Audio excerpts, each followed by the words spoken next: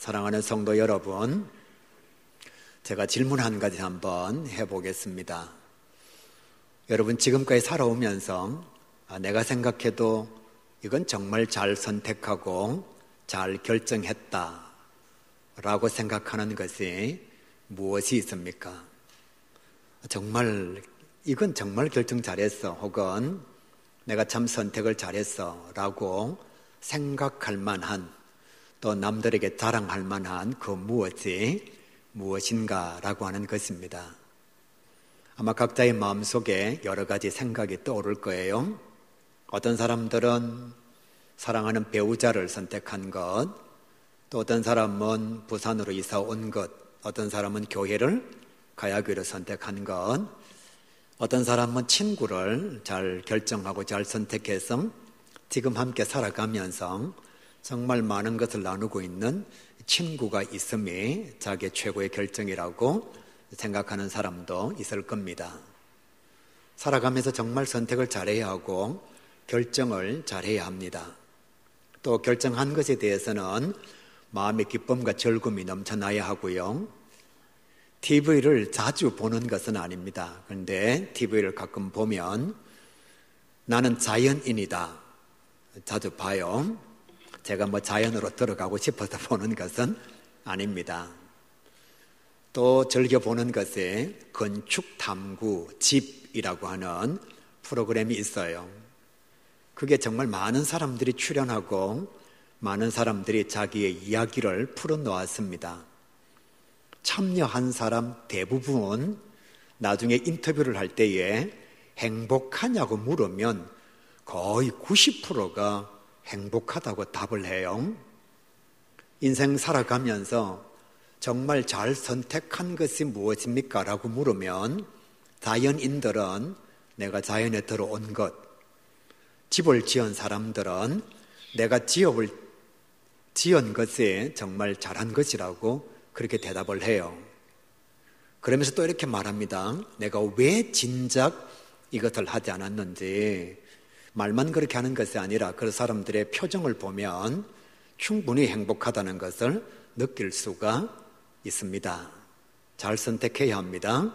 잘 결정해야 하고 할 수만 있으면 좋은 최고의 가치를 선택하고 결정하는 저와 여러분이 되어야 합니다. 하나님의 사람 사도 바울은 이렇게 고백해요. 내 인생 최고의 선택과 결정은 예수 그리스도라 그렇게 표현하고 있습니다. 말만 그렇게 한 것이 아니라 진짜 그는 예수님이 최고의 가치였고 가장 자랑하고 싶은 것이 십자가와 복음이었습니다. 그 삶이 행복했기 때문에 복음을 전하다가 결국은 로마의 감옥에서 순교의 제물이 된 사람이 사도 바울이지요. 말만 최고의 가치가 예수님입니다. 그렇게 말한 것이 아니라 진짜 그는 최고의 가치를 따라서 살아갔고 최고의 가치, 가장 소중한 것, 영원한 자랑을 위해서 자기 자신의 생명을 드렸다. 그렇게 말할 수가 있습니다. 빌립보서 3장 7절에 보면 이런 말씀이 있어요. 내게 유익하던 모든 것을 그리스도를 위하여 다 해로 여기노라. 내게 유익하던 모든 것, 예전에 내가 좋다고 생각했던 모든 것, 예수님 만나고 난 뒤로는 다 해로운 것으로 생각했다는 거예요. 왜? 예수님이 최고니까요. 여러분, 가장 좋은 것을 가지고 나면 그 나머지의 것은 그렇게 귀하지 않습니다. 그러니까 사도 바울이 이렇게 말하는 거지요. 예수를 얻기 위해서라면 방해가 되는 모든 것들은 내가 다 해로 여겼다. 그렇게 고백하는 거예요. 최고의 유익, 예수님을 얻기 위해서 다른 것을 다 포기했다. 그런 말과 똑같습니다. 빌립보서 3장 8절에서는 이렇게 말씀합니다. 그리스도 예수를 아는 지식이 가장 고상한 지식이라 그렇게 고백하고 있습니다. 아는 것이 별로 없는 사람, 똑똑하지 않는 사람, 지식이 많은 없는 사람 이렇게 말하면 자기가 아는 것이 별로 없으니까 또 지식이 별로 없으니까 이런 말을 하지라고 생각할 수 있는데 사도 바울은 되게 똑똑한 사람이에요. 정말 많이 배운 사람입니다. 로마 시민권을 가지고 있었고 바리새인 중에 바리새인, 종교적 지식을 가지고 있는 사람이에요. 가말리엘 문화에서 법학을 공부한 사람, 율법을 공부한 사람이 사도 바울입니다. 이 사람이 지금 뭐라고 얘기하느냐? 예전에 내가 알았던 모든 지식, 예수님을 알고 보니까 예전에 알았던 것은 고상한 지식이 아니었고 예수님이 가장 내게 주어진 지식 가운데 고상한 지식이라 그렇게 고백하고 있는 거예요. 다른 것은 다 보잘것없는 지식이었고 예수님과 복음과 십자가가 내게 주어진 최고의 지식이라 그렇게 말하고 있습니다.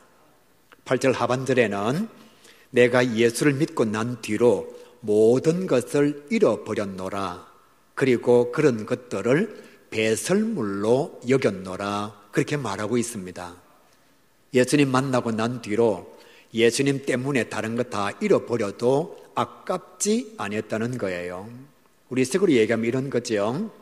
정말 연애할 때 혹은 청년의 때, 젊을 때 좋아하는 남자도 많았고 좋아하는 여자도 많았어요.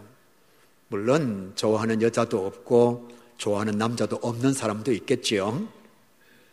그러나 어느 정도의 매력을 가지고 있으면 주변에 자기를 좋아하는 사람들이 많습니다. 그런데 많은 남자, 많은 여자를 보다가 어느 날 최고의 남자, 최고의 여자를 발견했습니다. 그 사람이 지금 여러분의 옆에 있는 왼수 같은 사람들이에요. 그러나 그때 만날 때에는 최고였습니다. 그 남자를 선택함으로 다른 모든 남자를 다 버린 거예요. 그 여자를 선택함으로 나머지 여자들은 다 버린 겁니다. 그것을 지금 사도 바울이 이렇게 말하는 거예요. 내가 예수를 믿고 난 뒤로 모든 것들은 예수님을 위하여 다 버렸노라. 그러면서 한 걸음 더 나아갔죠.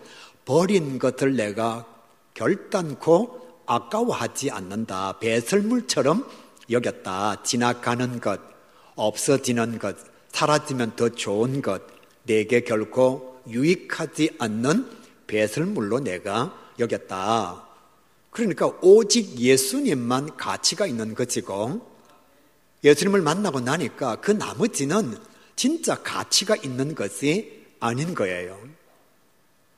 이런 관점에서 보면 정말 하나님의 사람 사도 바울은 행복한 사람이라 그렇게 말할 수가 있습니다. 왜냐하면 최고의 남자를 선택해서 사는데 더 좋은 남자가 눈에 보여요. 그럼 그 사람은 행복하지가 않잖아요. 최고의 여자를 선택했는데 많은 여자들이 자꾸 눈에 들어와요. 그러면 그 사람은 행복하지가 않아요.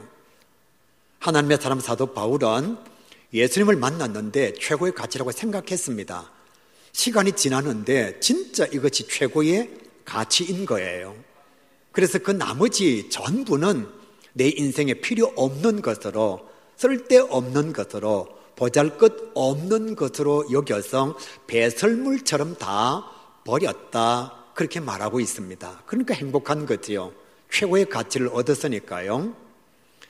화장실에 가서 대변을 보고 아까워 미치겠다 이런 사람들 아마 아무도 없을 거예요. 이걸 내가 버리다니. 이걸 모아둬야 되는데, 아니면 밥 지을 때 반은 넣어야 되는데, 이렇게 생각하는 사람은 아무도 없을 거예요. 바울이 왜 이런 고백을 하느냐? 진짜 예수님 만나고 보니까 최고거든요. 누구에게든 자랑하고 싶은 가장 좋은 것으로 예수님이 자기 자신의 마음속에 담겨진 것입니다. 그래서 예수님 이외에는 다 버렸고 다른 남자는 다 포기했고 예수님 이외에 내가 예전에 가졌던 것은 없어질수록 더 좋은 것이라고 배설물처럼 여겼다는 거예요. 그러니까 내가 어떻게 복음을 전하지 아니할 수가 있겠는가 이런 뜻이죠. 왜? 최고의 것은 자랑할 수밖에 없습니다. 남편이 좋으면 자랑합니다. 아내가 좋으면 자랑합니다. 여러분 사랑과 기침은 감출 방법이 없어요. 그러니까 내가 최고의 것을 가지고 있으면 누가 묻지 않는데도 자꾸 자랑하고 싶은 거예요. 바울은 예수님을 만나고 난 뒤에 그 어떤 것도 예수님을 대신할 수가 없으니까 만나는 모든 사람들에게 뭘 자랑하느냐?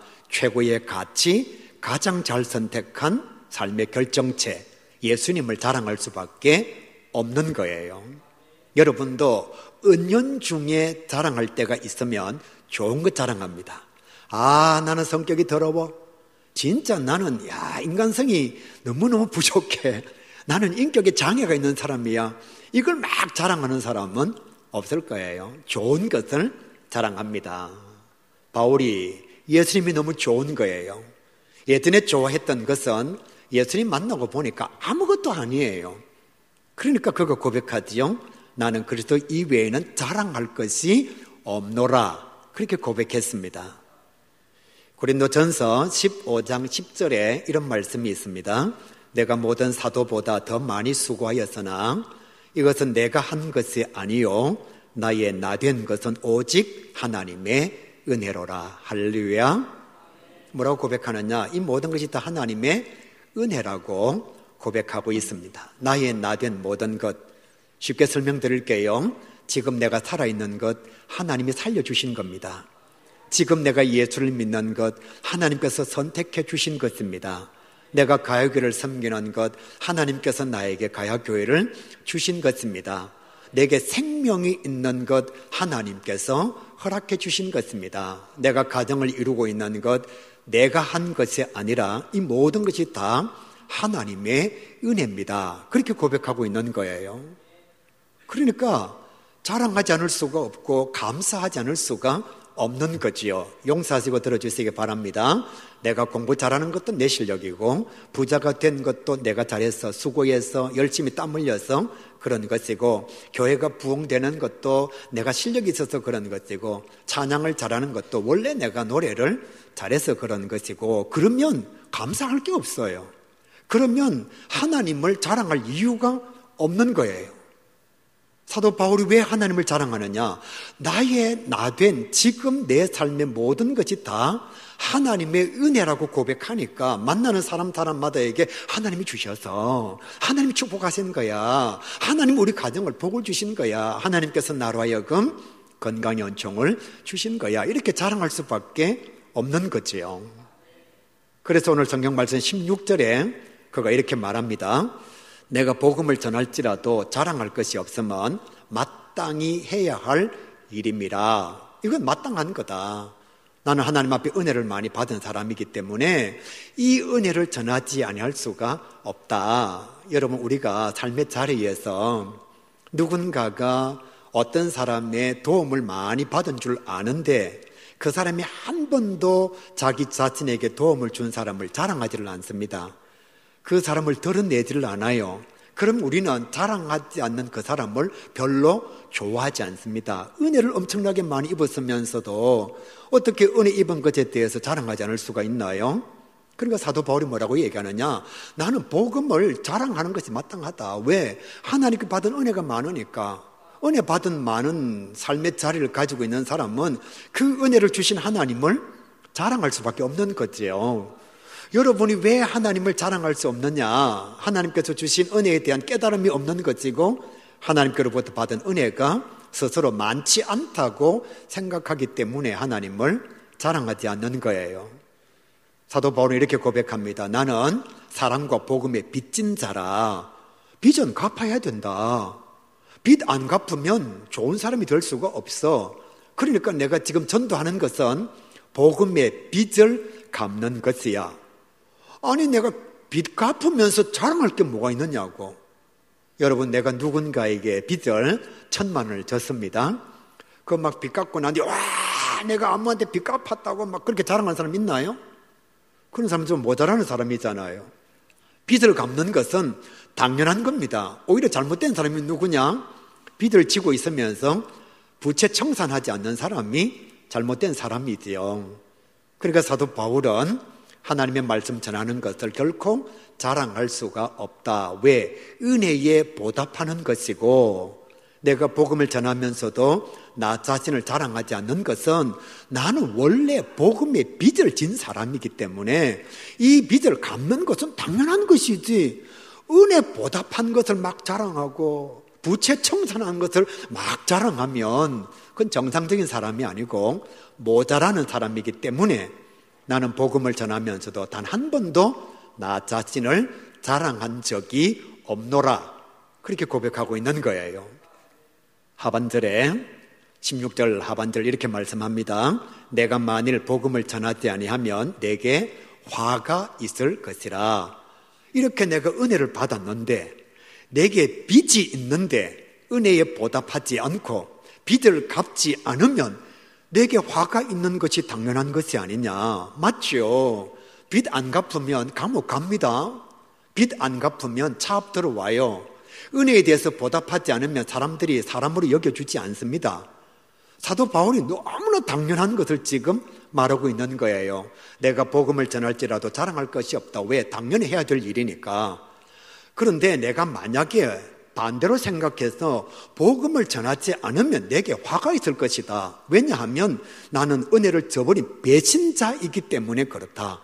부채를 청산하지 아니한 도망 다니는 자이기 때문에 화가 있는 것이 당연하다. 그러니까 복음을 전하는 것은 내게 주어진 마땅한 일이라. 그렇게 고백하는 거예요.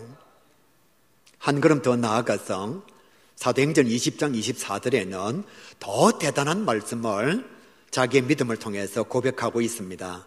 은혜의 복음을 증거하는 일을 마치려 하면은 나의 생명을 조금 더 귀한 것으로 여기지 아니하노라. 다시 한번. 은혜의 복음, 나의 가장 가치 높은 최고의 은혜, 나의 가장 가치가 높은 자랑거리, 이 복음을 증거하는 일을 마치려 하면은 나는 나의 생명을 조금 더 귀한 것으로 여기지 아니하노라. 나는 최고의 가치, 가장 큰 자랑거리, 이 복음을 위하여 생명까지도 걸었다. 투자할 수 있다. 말씀을 잠깐 중단하고 여러분은 무엇을 위해서 목숨을 걸 수 있을 것 같습니까? 한번 진짜 생각해 보세요. 나는 무엇을 위해서 내 목숨을 걸 수 있을까? 대부분의 사람들은 목숨 걸 일이 없습니다. 또 목숨을 걸고 싶지도 않습니다. 왜? 최고의 가치를 발견하지 못했거든요. 최고의 자랑거리를 가지고 있지 않거든요. 그러니까 이것을 위해서 목숨 걸 일이 없는 거예요. 다시 한번, 여러분 진짜 살아가면서 무엇을 위해서 목숨을 걸 수 있을 것 같습니까? 내가 이것을 위해서라면 하나밖에 없는 나의 목숨을 줄 수 있어. 나는 정말 이것을 이루기 위해서라면 내 생명을 내려놓을 수 있어. 그렇게 말할 수 있는 어떤 가치가 여러분에게 무엇으로 자리 잡고 있습니까? 우리는 사랑의 맹세를 했습니다. 배우자에게. 기쁠 때나 슬플 때나 아플 때나 건강할 때나 병들었을 때나 행복할 때나 당신을 사랑하기를 원합니다 라고 우리는 맹세를 했습니다. 대답은 하지 마시고 속으로 그 배우자 위해서 죽을 수 있을까요? 대답은 하지 마시고 제가 여러분의 입을 쳐다보고 있거든요. 진짜 여러분의 배우자를 위해서 솔직히 의사가 둘 중에 한 사람은 죽어야 되고 한 사람만 살아야 됩니다. 그럴 때에 여보 당신이 살아, 내가 먼저 갈게, 그렇게 말할 수 있는 사람이 우리 가운데 얼마나 있을까요? 생명을 주는 것이 쉽지가 않습니다. 그런데 바울이 뭐라고 얘기하느냐? 나는 최고의 것을 발견했다. 내 인생에 가장 잘 선택한 자랑거리가 내 안에 있다. 이것을 위해서라면 나는 목숨도 버릴 수 있다. 조금 전에 예수 그리스도 이외에는 내가 다 배설물로, 쓰레기로 버려도 되는 것으로, 지나가는 것으로 내가 여긴다고 말씀했으니까 나는 정말 복음을 위해서라면 내게 가장 소중하다고 여겨지는 이 생명까지도 내려놓을 수가 있다. 그렇게 지금 바울이 선포하고 있는 거지요. 사람들은 아니라고 말해도 자기가 가장 소중하게 여기는 것을 위해서 목숨을 겁니다. 부모들은 생각할 수 있는 시간이 없으면 자녀가 위기에 빠질 때에 자기의 목숨을 던져서 자녀를 구합니다. 그런데 자녀는 생각할 수 있는 시간이 없을 때에도 그렇고 생각할 수 있는 시간이 있을 때도 그렇고 부모를 위해서 목숨 안 겁니다. 부모에게 자녀는 최고의 가치입니다. 자녀에게 부모는 최고의 가치가 아니에요. 이렇게 부모를 위해서 생명을 걸지 않는 그 자녀도 지 새끼를 위해서는 또 목숨을 겁니다. 왜냐하면 그게 최고의 가치거든요. 그래서 웬만한 부모들은 생각할 수 없는 급박한 상황이 찾아오면 진짜 물불을 가지지 않고 자기 자신의 생명을 자녀를 위해서 투신하는 거예요. 독립투사들은 이해할 수 없는 삶의 자리를 가지고 있습니다. 우리가 생각하면 바보예요. 어떻게 가족을 두고서 나라를 위해서 자기 목숨을 던질 수가 있죠? 여러분 좋게 생각하지 말고 상식적으로 생각해 보라는 거예요. 아니 어떻게 나라를 위해서 국가를 위해서 가족을 버려두고 생명을 투자할 수가 있죠? 초계와 같이 자기 자신의 목숨을 버릴 수가 있죠? 그 사람에게 최고의 가치, 가장 소중한 것은 민족이거든요. 나라거든요. 그래서 독립투사가 되는 겁니다. 우리는 가족 때문에 독립투사가 안 되는 거예요. 최고의 가치가 내 가족이거든요. 멀쩡한 상황 속에서는 자기에게 위험이 찾아오면 도망을 갑니다. 그런데 전쟁터에 나아간 군사는 옆에 전우가 죽어가는데도 도망가지 않습니다. 나라를 위해서 자기 자신에게 주어진 하나밖에 없는 목숨을 바칩니다. 왜? 그 자리에서의 자기의 최고의 가치는 여기를 지켜야만 가족을 지킬 수가 있거든요. 여기를 내가 사수해야만 우리 사랑하는 자녀들과 부모님들이 생명을 부지할 수 있거든요. 그러니까 정상적인 상황 속에서는 자기 목숨을 내어놓지 않습니다. 전쟁터에 나가면 그 젊은 청년들이 다 나라와 민족을 위해서 옆에 전우가 죽어가는데도 자기 목숨을 내어놓습니다. 최고의 가치가 여기를 지키는 것이기 때문에 그렇습니다. 유관순 열사가 죽어가면서 일본 순사 앞에서 그렇게 말했잖아요. 드릴 수 있는 목숨이 하나밖에 없다는 것이 이 소녀를 슬프게 합니다. 이런 바보 멍충이가 어디 있어요?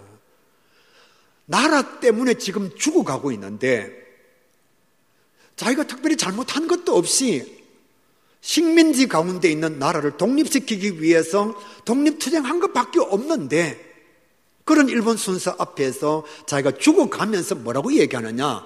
나라를 위해서 드릴 수 있는 생명이 하나밖에 없는 것이 이 소녀를 슬프게 합니다. 왜 이렇게 말할 수 있느냐? 그에게는 나라가 최고의 가치였거든요. 운동선수들은 여러분 정말입니다. 우승을 위해서 목숨을 걸어요.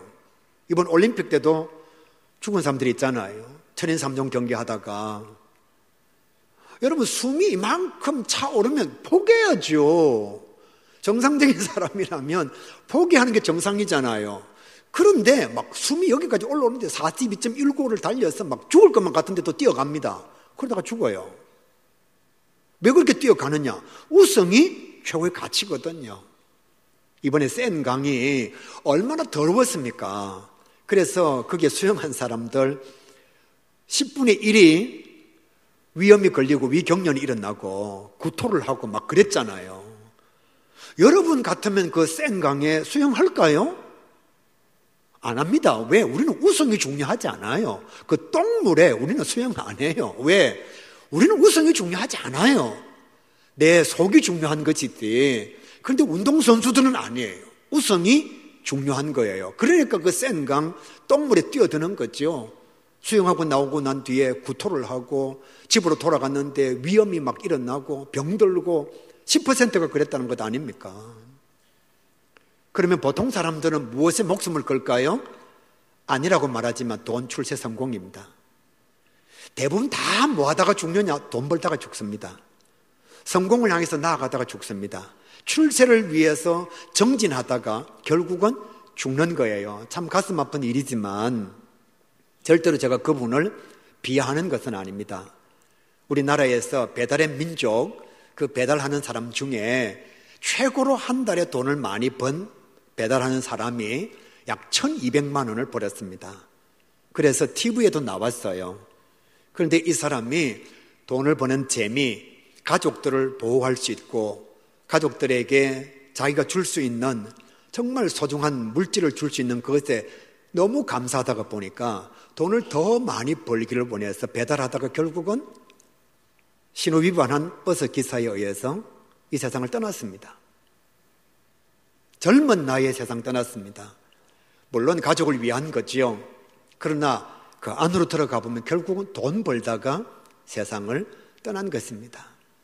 우리 상당수가 출세를 향해서 열심히 나아가다가 돈을 향해서 열심히 살아가다가 어느 정도 먹고 살만하고 어느 정도 돈을 벌면 죽을 시간이 가까웠다는 거예요. 그리고 자기도 모르는 사이에 몸에 질병이 찾아온다는 겁니다. 그래서 아니라고 말하지만 대부분의 사람들은 가족이라고 하는 그 사랑의 이름 앞에 돈에 대한 마음이 있어서 돈 벌다가 출세를 위해서 달려가다가 성공을 향해서 나아가다가 다 죽습니다. 이 과정을 싹 다 줄여버리면 어디에다가 목숨을 거느냐? 돈에다가 목숨을 거는 거예요. 신앙인들은 어디에 목숨을 거느냐? 자기가 믿는 신과 자기가 지키는 진리에 목숨을 겁니다. 그래서 순교의 제물이 되는 거예요. 여러분, 하나님을 진짜 사랑하지 않으면 순교 못합니다. 성경 말씀을 진짜 제대로 믿지 아니하면 이 성경 말씀을 위해서 목숨을 걸 수가 없는 거예요. 기독교뿐만 그런 것이 아니라 모든 종교에 그 신을 사랑하는 사람들과 자기 자신이 가진 진리를 진심으로 섬기는 사람들은 불교 안에도 마찬가지, 이슬람 안에도 마찬가지, 유교 안에도 마찬가지 초계와 같이 자기 자신의 목숨을 버리는 순교의 제물 되는 사람들이 있습니다. 왜 그렇게 하느냐? 최고의 가치, 가장 나은 것, 인생 최대의 결정, 누구 앞에서인지 말할 수 있는 것이 자기가 믿는 신, 그리고 가지고 있는 진리거든요. 그러니까 바울이 지금 이렇게 말하는 겁니다. 나 목숨 걸 수 있어. 뭘 위해서? 복음을 위해서. 우리는 이 말씀 들으면서도 바보같이, 등신같이, 아니 왜 복음을 위해서 목숨을 걸어? 살아야지, 잘 살아야지. 그러니까 우리는 복음과 하나님과 십자가가 내 인생의 최고의 가치나 결정이 될 수가 없다는 거죠. 하나님의 사람 사도 바울이 분명히 고백합니다. 내 인생의 최고의 가치와 결정과 열매는 하나님과 십자가와 복음이라고. 그래서 그는 정말 최선을 다해서 하나님의 말씀을 전했습니다. 그러면서 내가 목숨을 걸 수밖에 없는 이유를 두 가지로 설명하고 있는데 17절 말씀에 보게 되면 하나님께서 나에게 사명을 주셨기 때문이라. 사명은 죽음으로써 감당하는 일입니다. 군인의 사명은 나라를 지키는 것입니다. 그러니까 사도 바울은 이건 선택이 아니고 필수라는 거예요. 왜? 하나님께서 나에게 사명을 주셨기 때문에. 저와 여러분은 복음의 현장에서 목숨을 걸고서 복음을 전하지 않는 이유가 우리 속에 이것이 나에게 주어진 사명이라고 하는 깨달음이 없기 때문이지요. 이건 하나님의 명령입니다. 사명이니까요. 하나님의 명령이지요. 그러니까 사도 바울은 죽음이 눈앞에 있어도 하나님께서 나에게 명령하셨기 때문에 나는 복음을 전하지 않을 수가 없노라. 그렇게 고백하는 거예요. 두 번째로 내가 왜 목숨을 걸고 복음을 전하느냐? 하나님의 상급이 내게 주어지기 때문이라. 하나님의 상급이 나를 기다리고 있어서 내가 목숨을 걸고 복음을 전한다는 거예요. 그 상급이 무엇인가 하면 여러분 진짜 잘 들으시길 바랍니다. 이 세상에서의 행복입니다. 이 세상에서의 행복이 하나님이 주시는 첫 번째 상급이에요. 성경은 사도 바울의 고백을 빌어서 우리에게 이렇게 말씀합니다. 내가 왜 세상에서 행복하냐? 내가 왜 세상에서 행복하냐?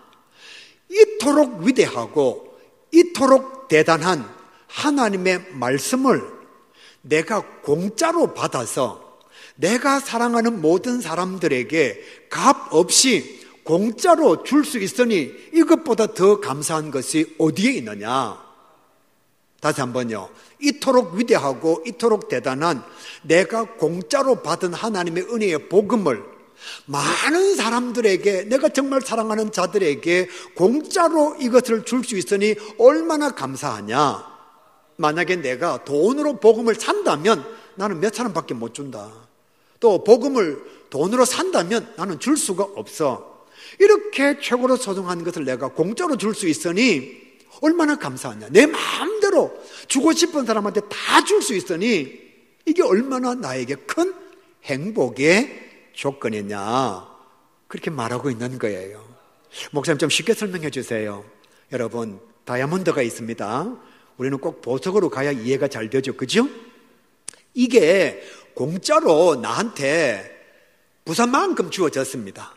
공짜로 부산만큼 주어졌어요. 내가 이 다이아몬드의 가치를 압니다. 그래서 우리 최원수 권사님한테도 하나 주고, 김기혜 집사님한테도 하나 주고, 주순희 권사님한테도 하나 주고, 김현진 집사님한테도 하나 주고, 다 줘요. 줄 때마다 너무너무 기뻐요. 왜요? 이렇게 좋은 다이아몬드를 내가 공짜로 막 줄 수 있다니. 만약에 이걸 돈으로 사라 그랬으면 김기혜 집사님한테 하나밖에 못 주잖아요. 근데 이게 공짜단 말이에요. 얼마만큼 있느냐? 부산만큼 있어요. 그러니까 주는 사람, 내가 좋아하는 사람에게 다 줄 수 있으니 이게 얼마나 감사한 거냐. 이게 내 행복이다. 우리는 왜 복음을 안 주느냐? 다이아몬드가 아니거든요. 부끄러운 거거든요.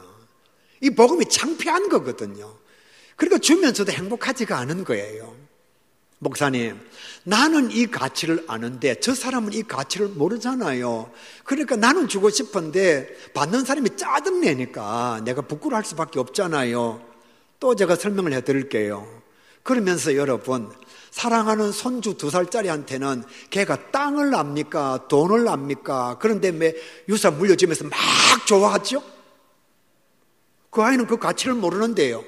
내가 왜 좋아하느냐? 내가 그 가치를 알거든요. 내가 그 가치를 알거든요. 보십시오. 이게 5만 원짜리 지폐입니다. 여러분, 지금 2살짜리 꼬마는 이 지폐의 가치를 몰라요. 그러면서 내가 그 아이한테 주면서 내가 좋아합니다. 그 아이가 몰라도 좋아해요. 주면서. 왜요? 내가 이 가치를 안단 말이에요. 그럼 이 아이가 언제 고마워하느냐? 자라서 땅의 가치를 알 때에, 아, 우리 할아버지 진짜 고마워. 5만 원짜리의 가치를 알 때에, 아, 목사님 정말 고마워 라고 말하게 되는 거예요. 복음, 나는 가치를 압니다. 이 엄청난 것이 공짜라는 것도 압니다. 그런데 내가 줄 때에 나는 공짜고 좋은 것인 줄 알아서 너무너무 기쁜데 받는 사람은 몰라요. 근데 언제 알죠? 그 사람이 은혜를 받아서 나처럼 예수 믿는 사람이 되면 너무너무 감사해야 합니다. 사도 바울이 이것이 땅에서 내가 누리는 내 행복이다, 그렇게 말하고 있는 거예요. 우리는 복음이 별로 귀하지 않아요. 그러니까 사람들한테 줄 때에도 별로 좋아하지 않아요. 그 사람이 받고서도 별로 내 마음에 큰 기쁨이 차오르지를 않습니다. 그러니까 목숨 걸고 복음을 안 전하는 거죠. 자꾸만 부끄러워하는 거죠. 두 번째 상급이 무엇인가 하면 하나님 나라에서의 받을 면류관입니다. 디모데후서 4장 8절에 의의 면류관이 나를 위하여 준비되어져 있다. 사랑하는 성도 여러분, 졸다가도 일어나시길 바랍니다. 세상의 모든 것은 다 두고 갑니다. 정말입니다. 세상의 모든 것 다 두고 갑니다. 유일하게 가지고 갈 수 있는 우리의 소중한 것은 믿음밖에 없습니다. 하나님을 위해서 수고한 것밖에 없습니다. 그래서 하나님 나라에 가서 상급을 받으려면 하나님께 드려라라고 말하잖아요. 하나님 앞에 헌신하면 하나님께 받습니다. 여러분, 수위에는 호주머니가 없어요. 어르신들은 말합니다. 헐거로 왔다고 헐거로 돌아가고 빈손으로 왔다고 빈손으로 돌아간다고 공술에 공수고라고 얘기합니다. 가지고 갈 수 있는 것은 면류관밖에 없어요. 우리는 이걸 알아요. 그러면 목숨 걸고 복음을 전하는 것이 당연한 거죠. 9월 8일 해운대 성령 대집회가 이제 한 주일 남았습니다. 약 한 1년 반 동안 불경 6천여 교회 중에 많은 교회를 다녀왔습니다. 그리고 10명 이상만 모이는 공동체라면 가서 홍보하고 함께 하자고 부탁했습니다. 정말 이 많은 사역을 감당하면서 제일 큰 은혜 받은 사람이 저는 저라고 생각합니다. 돌아오면서 함께 참여를 부탁하면서 제 마음속에 새긴 하나님의 음성이 무엇인가 하면 내가 정말 예수 잘 믿어야 되겠다. 내가 정말 신앙생활 잘해야 되겠다. 잠자고 있는 하나님의 사람들도 많고 아예 그냥 완전히 주무시고 계시는 교회도 참 많고 넘어졌는데 일어날 생각조차도 하지 않는 교회도 정말 많고, 많은 하나님의 사람들이 영적인 잠에서 깨어나지 못하는 것을 제가 6천여 교회를 다니면서 많은 교회의 모습을 보면서 제 마음속에 깨달음이 온 거예요. 정말 내가 예수 잘 믿어야 되겠다. 정말 깨어 있어야 되겠다. 제가 다닌 현장은 한국 교회가 무너지고 있는 현실을 본 현장이었습니다. 제가 이사야도 아니고 예레미야도 아니고 엘리야도 아니지만 그 하나님의 사람들이 예루살렘을 보면서, 이스라엘을 보면서 무너지고 있는 현실을 보면서 가슴 아파했던 그 심정을 조금이라도 이번에 제가 느낄 수가 있었습니다. 부산의 1829개 교회 가운데 주일날 실질적으로 예배가 되지 않는 교회가 150교회 가까이가 됩니다. 사회적인 가장 큰 이슈가 저출산의 문제입니다. 여러분, 우리가 남의 걱정할 일이 아니에요. 안 믿는 청년들의 출산율은 0.74대 1인데 교회 다니는 청년들의 출산율은 0.62대 1입니다. 시간이 지나면 교회 학교는 없어집니다. 왜? 출산율에 의해서 한 명이 0.62명을 낳는데 어떻게 교회가 여러분 부흥할 수가 있겠어요? 한때는 1250만 명이 예수 믿는다고 말했는데 지금은 주일날 6만여 교회에서 예배드리는 성도수가 600만 명 밖에 되지 않는다고 얘기합니다. 제가 태어날 때에는 104만 명이 태어났어요. 작년도에 태어난 아이 수는 23만 명입니다. 그럼 한번 생각해 보세요. 5분의 1이 줄었습니다. 인구가 그만큼 줄어요. 더 가슴이 아픈 것은 제가 처음 교회 다닐 때에 예수 믿은 성도는 100명 중에 20명이었습니다. 지금 중학교로 가면 100명 중에 3명이 예수 믿습니다. 7분의 1로 줄었습니다. 제가 중학교, 고등학교 다닐 때에는 100명 중에 20명이 예수 믿는 시대였습니다. 지금 고등학교로 가면 100명 중에 5명이 예수 믿고 중학교로 가면 100명 중에 3명이 예수 믿습니다. 유치원은 가면 100명 중에 1명입니다. 20분의 1로 주는 거예요. 그럼 한국 교회는 소멸될 수밖에 없지요. 이슬람은 한 가정에서 8명의 자녀를 낳아서 2050년이 되면 전 지구 인구의 절반을 출산에 의해서 무슬림으로 만들어 가려고 합니다. 신학교는 비어져 가고 있습니다. 목사님과 장로님들 만나면 걱정이 뭐냐? 자녀들의 신앙 걱정입니다. 우리 교회도 마찬가지, 다른 교회도 마찬가지. 장로님의 자녀들이 교회를 잘 나오지 않습니다. 목사님의 자녀들이 신학교를 거의 가지를 않습니다. 제가 이사야도 아니고 예레미야도 아니고 엘리야도 아니지만 다녀보면 정말 나라도 정신 차려야 되겠다. 나라도 껴 있어야 되겠다. 이렇게 하다가는 정말 한국 교회가 어떻게 될지 모르겠다라는 생각을 사람들을 만나고 돌아올 때마다 가지게 됩니다. 그러다가 어느 날 나이 드신 합동척 목사님 한 분을 만났습니다. 그 목사님이 제 손을 잡고 이렇게 말하대요. 목사님, 정말 한국 교회는 위기가 아니고 소멸입니다. 나라도 복음을 전해야 되겠습니다. 제 손을 잡고 나이 드신 목사님이 목사님 나 혼자라도 복음을 전해야 되겠습니다. 제가 그 목사님한테 물었어요. 왜 그랬습니까? 한국 교회가 빨리 영적 잠에서 깨어나지 않으면 희망이 없다는 거예요. 이단들은 교회 안에까지 들어와서 복음을 전하려고, 자기들이 생각하는 복음을 전하려고 현안이 되어져 있는데 교회는 자기 문 앞에 이단들이 좌판을 펼쳐놓고서 믿지 않는 사람들을 막 유혹하는데도 눈도 깜빡 안 한다는 거예요. 신천지는 목사님들을 만나서까지 전도하려고 하고 청년들을 만나서까지 미혹하려고 하는데 교회는 들어온 신천지 청년도 전도 안 한다는 거예요. 자기 교회 문 앞에서 막 찬양하고 있는 신천지를 보면서도 눈도 끔뻑하지 않으니까 시간이 지나면 이단은 많아지고 기존 교회는 줄어들 수밖에 없다. 이것을 보면서 자기가 마음이 무너진다는 거예요. 기도원이 왜 문을 닫느냐? 기도원들은 다 문을 닫느냐? 목사님이 이렇게 말씀하시는 거예요. 목사도 기도 안 해. 장로님도 기도 안 해. 중직자들도 기도 안 해. 아무도 기도원 가지 않고 다 어디로 가느냐? 펜션으로 가고 어디로 가느냐? 세계 여행 가니까 기도원이 문을 닫을 수밖에 없다고. 그러면서 목사님이 저한테 나 혼자라도 전도해야 되겠습니다. 사랑하는 성도 여러분, 한국교회는 위기가 아니고 소멸을 향해서 나아가고 있습니다. 제가 그 현장을 보면서 정말 이사야의 마음이 이해가 되어졌습니다. 엘리야의 마음이 이해가 되어졌습니다. 그 목사님의 고백이 사도 바울의 고백처럼 우리의 마음속에 자리 잡을 수 있기를 간절히 소망합니다. 나 혼자라도 복음을 전해야겠다.